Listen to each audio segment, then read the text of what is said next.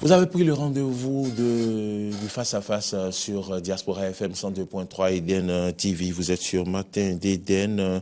Je reçois aujourd'hui pour vous docteur Yahovi Apollinaire Ouessou. Bonjour, docteur. Bonjour, monsieur Arnaud. Merci d'être venu sur ce plateau. Vous allez donc opiner sur le thème recrudescence de la grossesse en milieu scolaire. Quelle explication? C'est pour cela que vous êtes là. Vous êtes anthropologue, vous êtes sociologue, spécialiste des questions du développement, planificateur et gestionnaire de projets, spécialiste des questions politiques, spécialiste des ressources humaines, professeur d'allemand, assistant donc du professeur Roch Mongbo à l'université d'Abomey-Calavi. Vous êtes écrivain, il faut le rappeler. Et dites-nous, docteur Yahovi Apollinaire Ouessou, en matière de recrudescence de la grossesse, je vais dire en milieu scolaire, vous le savez, le ministre en place, ou du moins les ministres ont pris des décisions fermes pour quand même décourager ces auteurs de grossesse, bien sûr, en ce qui concerne le milieu scolaire. Mais pourtant, cette année, on a encore enregistré plusieurs grossesses dans certains établissements, dans des écoles. Dites-nous, quelles sont les statistiques à ce jour?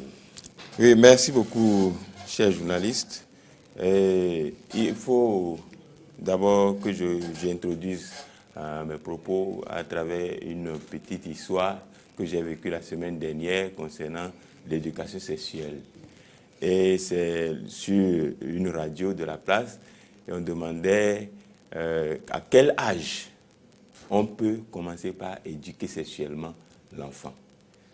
Et les gens ont dit 25 ans, 18 ans, 20 ans. Et à un moment donné, quelqu'un a dit 15 ans. On a dit de descendre un peu. Il est descendu à 12. On lui a dit de descendre encore. 10. On lui a dit de descendre encore. Il dit non. Et à côté de moi, il y avait une dame qui a suscité. Elle dit, mais je ne peux pas commencer par éduquer mon enfant à l'âge de 7 ans, 8 ans, par rapport au sexe. Que ce n'est pas normal. Et je suis resté un peu quoi. Et à un moment donné, j'ai dit, voilà la situation. L'éducation sexuelle, à quel âge réellement? Dites-nous, vous êtes donc, sociologue, anthropologue. Avant d'en arriver là, je voudrais présenter, comme vous l'avez dit, les statistiques actuelles. Je commencerai depuis 2016 jusqu'en 2020. De 2016 à 2017, le Bénin a enregistré, selon des sources concordantes, le Bénin a enregistré 3045 cas de grossesse en milieu scolaire. En 2017, 2018, 2912 cas, 2018-2019, 1122 cas, et 2019-2020, le Bénin a enregistré 1844 cas. C'est allé dans l'ordre décroissant. Oui, d'aller dans l'ordre décroissant, mais actuellement, ça a monté un peu. Je peux expliquer le premier... Les auteurs ont travaillé un peu, plus. Je peux expliquer le premier cas, les premiers cas. 2017-2017, allons-y rapidement. C'est peut-être lié au régime finissant, et puis peut-être dans le milieu scolaire, il n'y avait pas eu tellement de cadrage, de restrictions, donc ça a augmenté. Et cela peut expliquer aussi que les années antérieures, avant 2016, que le chiffre augmentait peut-être. Je ne suis pas allé dans ce sens-là. Donc, mais ce qu'on peut constater aujourd'hui par rapport à l'augmentation, c'est que le Covid en est pour quelque chose. Ah oui? Conclusion. Le Covid? Oui. Le Covid a démarré véritablement en décembre de l'autre côté. Et voilà. Puis, le Covid parce le Covid parce que on est allé par analyse. On a trouvé que lorsque les enfants restent à la maison, beaucoup à la maison, ils sont livrés à eux-mêmes. Ils sont beaucoup plus en liberté. D'accord. Donc, la conclusion partielle, c'est que l'école est considérée comme une prison, comme un lieu de refuge, d'occupation, un lieu de protection, alors que la maison est un lieu de liberté. D'accord. Donc, c'est la petite conclusion qu'on peut faire à ce niveau-là. Bon, les auteurs de ce fléau, grossesse nombreuse en milieu scolaire, il y a d'abord les apprentis.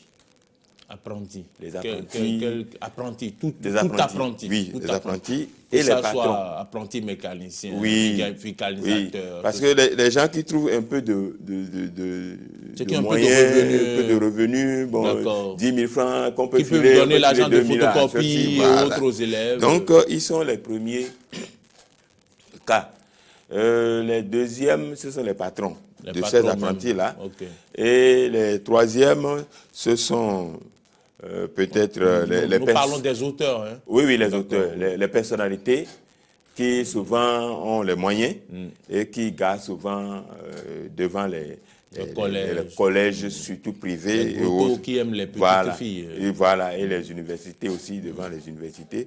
Donc, il y a aussi quelques enseignants indélicats. C'est ça. Oui, dans le milieu. J'espère que vous n'avez pas oublié les chatons que vous finissez. Oui, bon, je pense que... Les élèves aussi. Oui, les élèves. Les élèves surtout. Il y a des ils élèves, sont en grande des élèves majorité. chasseurs, des voilà, élèves tireurs, ils sont en grande majorité d'ailleurs, oui. Ils sont les premiers acteurs de ces choses-là. Donc, voilà les différents acteurs qui vraiment sont impliqués dans les grossesses en milieu scolaire. Voilà. Conséquences, les causes et les conséquences, on les aborde? Oui, les causes de grossesse. Nous avons par exemple nos portables, qui sont des outils de communication qui sont utilisés pour des films pornographiques. Et l'enfant déjà, à un âge de 12 ans, qui commence par regarder ces choses-là, il se prépare psychologiquement à accepter le principe. Donc, il y a également la croissance précoce des filles. Une fille de 12 ans aujourd'hui. C'est comme une fille de 16 ans, 17 ans, il y a 10 ans. Et voilà. Et tout est au point et les hommes sont vraiment... Ils ont les yeux rivés sur ça, alors qu'on ne devrait pas. On ne devrait pas. Il y a la banalisation du sexe. La banalisation du sexe ici, ça vient du fait qu'on nous importe. On nous importe certains programmes. D'accord, je comprends. Qui ne sont pas en conformité avec nos réalités. D'accord. C'est de là que je parlerai de la socialisation. Les feuilletons que les gens regardent à la télévision. Oui, les feuilletons, novelas, tout ça. Pardon. Donc, je parlerai donc de la socialisation manquée. Socialisation manquée. Oui. Parce que dans nos cultures, il y a des réalités, des principes, des règles que nous suivons par rapport à l'éducation sexuelle de nos enfants. C'est faux de dire qu'on n'éduque pas sexuellement nos enfants, c'est faux. C'est cet alibi-là que les gens ont pris pour investir nos champs. Mais non, nous avons dans nos réalités culturelles, nous avons notre façon d'éduquer nos enfants. Et l'éducation sexuelle fait partie intégrante de la socialisation de l'individu. Mais ça reste un sujet tabou quand même, oui, dans les familles. Ça reste un sujet tabou, c'est ce qu'on nous a dit. Mais vous savez à quel âge normalement on commence par éduquer réellement nos enfants? C'est pour cela que la femme a tiqué le jour là. C'est à partir de 15 ans, 14, 15 ans, où aujourd'hui, l'enfant, oui, aujourd'hui on ne devrait plus, puisque vous avez parlé de précocité. Je vais en venir là. C'est à 14, 15 ans, les premières règles. Oui. C'est ça qui est le début. Il y a quelques années, les premières règles peuvent commencer à 9, 10 ans, 11 ans maintenant, aujourd'hui. Oui. Donc, c'est à partir des premières règles que nos parents, puisque quand ça arrive, l'enfant court vers sa maman pour dire « Ah, j'ai eu quelque chose de bizarre. » Et c'est à ce moment-là que l'enfant dit « Ah, mon enfant, attention. Si tu commences par subir ça, ça veut dire que tu dois faire attention aux garçons. » Mais c'est vrai, l'alimentation et autres font que aujourd'hui les règles sont précoces. D'accord. Ce que nous condamnons peut-être dans le fait de commencer par dire il faut descendre jusqu'à 8 ans, 9 ans. À 8 ans, à 9 ans, l'enfant n'est même pas conscient. Il n'est conscient de rien du tout. Si les premières règles parviennent à 12 ans, par exemple, on peut commencer par éduquer autrement l'enfant. D'accord. Oui. Lui apprendre à faire peut-être les dispositions et autres. Et chercher à orienter son éducation autrement. Parce que tout existe dans notre tradition. Tout existe. Mais commencez pas envoyer dans la tête ou bien mettre dans la tête de l'enfant, inculquer à l'enfant des choses qui viennent d'ailleurs, qui n'ont rien à voir avec nos réalités. C'est ça qui fait que les enfants commencent par mûrir avant la maturité. C'est ça. Donc c'est ce qui se passe. Les conséquences maintenant? Bon, les conséquences, les conséquences sont un peu plus chaudes là. Il y a le fait que quand l'enfant tombe grosse, il y a un dédain automatique au niveau des parents. Oui, d'accord. Oui, le papa n'aime plus voir son enfant. Il ne veut pas entendre. Il ne veut pas entendre. Et pourquoi on va continuer les choses ainsi? Voilà, ça conduit vers la négligence parentale. L'enfant est négligé. Parfois, on renvoie l'enfant de la maison. On renvoie l'enfant de la maison. Et l'enfant commence à errer. Oui. Donc, il y a aussi le fait que l'enfant n'arrive plus à se retrouver sur le plan psychologique. Et il est dérangé, il peut alors se livrer peut-être à l'avortement. Oui. Ou bien à des tentatives d'avortement qui peuvent entraîner la mort. Tout à fait. Donc, ces conséquences sont nombreuses. Et mais déjà, oui, la première conséquence, l'enfant abandonne les classes. Oui, l'enfant peut abandonner les classes parce que le regard de l'autre, le regard de son camarade, le ventre qui évolue, puisque ça ne se cache plus désormais. Oui. Donc, l'enfant commence par se dire, mais si je suis parmi mes camarades et puis on a un œil sur moi, comme ça. Tout le monde en parle, voilà. On me regarde bizarrement. Oui. Donc, ça fait que l'enfant commence par se dire, je préfère me retirer.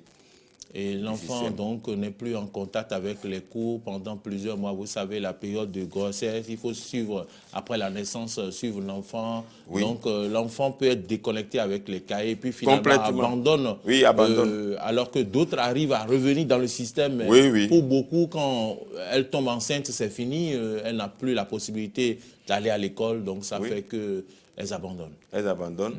Et bon, moi, je trouve que c'est le fait aussi de vouloir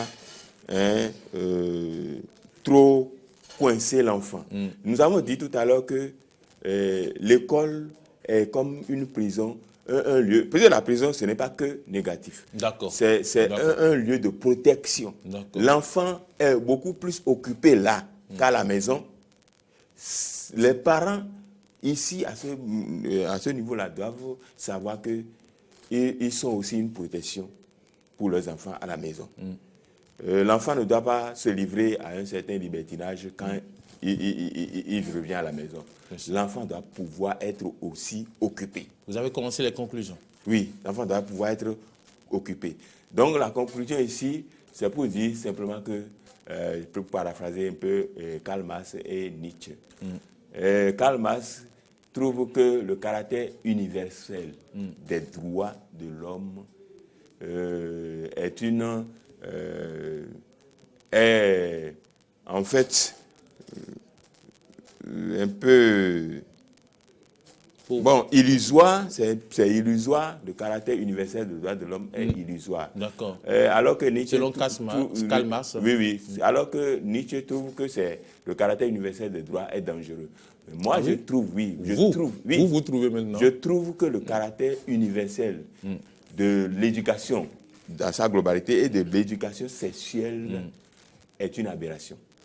D'accord. Parce que à chaque peuple, sa forme d'éducation, sa forme de socialisation. Et on n'explique pas le sexe, on découvre le sexe. Devons-nous aller à l'éducation à l'éducation concernant le sexe ou pas? Oui, il faut éduquer. D'accord. Il faut éduquer l'enfant. Mais à quel âge?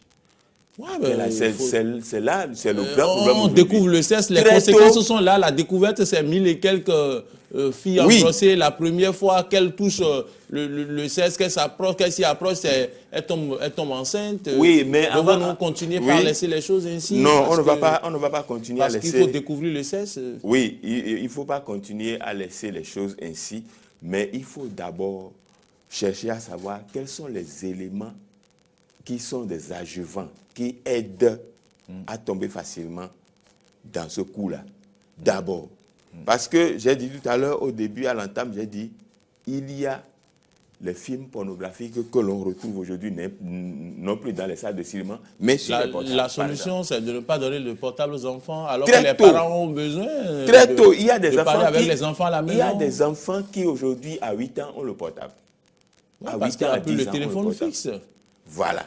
Mais on peut faire autrement. Par exemple, les enfants sont à l'école et ne voient jamais leurs parents à l'école. C'est le téléphone qu'il faut lui remettre pour faire cette communication-là. La présence à l'école aussi est importante. Des parents. C'est dissuasif, ça permet à l'enfant de savoir qu'on a un œil sur lui. Très bien. Mais il y a très peu de parents qui font cette navette-là au moins une fois par mois ou bien une fois par an pour venir voir leurs enfants à l'école. Recrudescence de la grossesse en milieu scolaire, quelles conséquences, quelle explication, votre mot de fin? Mes mots il faut sanctionner, il faut sanctionner. Il faut d'abord sanctionner les acteurs et les co-acteurs. Parce que en milieu scolaire, ça suppose qu'il y a des prédispositions pour permettre à l'enfant d'évoluer pour demain. Parce que les enfants d'aujourd'hui vont nous remplacer demain.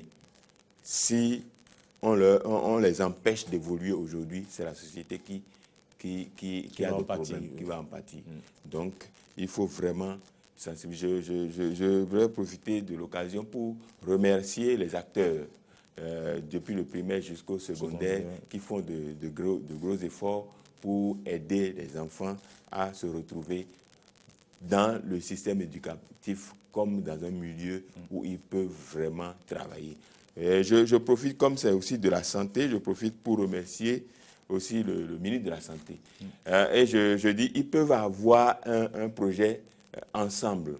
Et il faut travailler en synergie. Le ministre de la Santé, le ministre de l'enseignement primaire et secondaire et le ministre des Finances peuvent se mettre ensemble et voir ce qu'ils peuvent faire pour pouvoir, quels projets ils peuvent sortir pour aider véritablement les écoles à sortir de ce cancan-là, pour permettre aux enfants d'être beaucoup plus à l'aise en milieu scolaire. Merci beaucoup. Merci à vous d'avoir accepté notre invitation, Dr Yahovi Apollinaire Ouissou, sociologue, anthropologue. Vous êtes venu vous prononcer sur la recrudescence de grossesse en milieu scolaire. Vous avez donné les explications, les causes, vous avez parlé des acteurs, quelques statistiques.